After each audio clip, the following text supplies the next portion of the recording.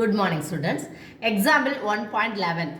If P is equal to set of bracket M, N and Q is equal to set of bracket M, I, J.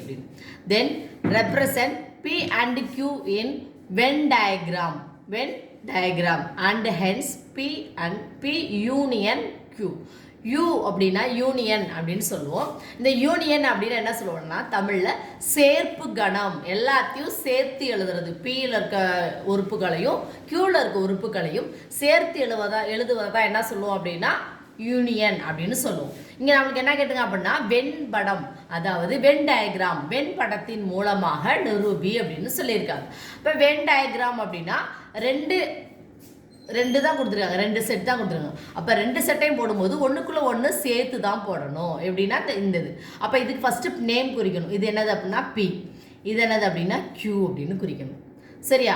First காமனாக உள்ளது என்ன இருக்குது, பிலையும் கியூலையும் காமனாக என்ன இருக்குதுன்னு பார்க்குறோம். இங்கே என்ன இருக்குது எம், இங்கேயும் எம் இருக்குது. வேறு ஏதாவது காமனாக இருக்கா? இல்லை.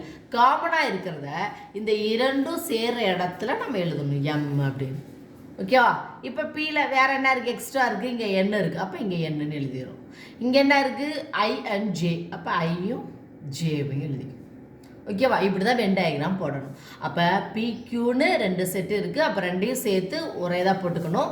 ரெண்டுலேயும் காமனாக இருக்கிறதா இந்த காமனாக இருக்க இடத்துல நம்ம போடுறோம். சரி, ஐஎம்னு போட்டோம். அப்புறம் எக்ஸ்ட்ரா உள்ள பியில் இருக்குது இந்த சைடு, கியூவில் இருக்குது இந்த சைடு போட்டோம். இப்போ நம்மளுக்கு என்ன கேட்டிருக்காங்க அப்படின்னா சொல்யூஷன் பி யூனியன் கியூ சேர்ப்பு கணம் பியும் கியூவையும் சேர்த்து எழுதுவது.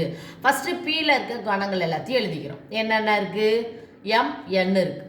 So M N. ஓகேவா? நெக்ஸ்ட் கியூவில் இருக்கிறதையும் சேர்த்து எழுதுகிறோம். ஆனால் வந்த எலமெண்ட்ஸு திருப்பி வரக்கூடாது. இப்போ இங்கே திருப்பி இங்கே என்ன இருக்குது எம் இருக்குது. இங்கே எம் இருக்கிறனால அது எழுத தேவையில்லை. மீதி என்ன இருக்குது ஐ ஜேன்னு இருக்குது. ஸோ ஐ ஜே அப்படின்னு இருக்கு.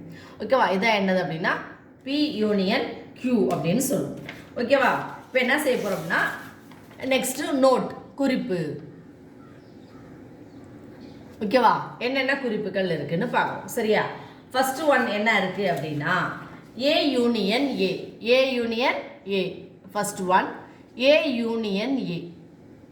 ஏ யூனியன் ஏனா ரெண்டுமே ஒரே கணம் தான், ஒரே செட்டு தான். சரியா? ஏவும் ஏ யூனியன் ஏ அப்படின்னா ஆன்சர் என்ன வரும் அப்படின்னா ஏ தான் வரும். ஓகேவா? ரெண்டாவது a union empty set. A union empty set. Empty set அப்படின்னா ஒன்றுமே இல்லை அப்படின்னு அர்த்தம்.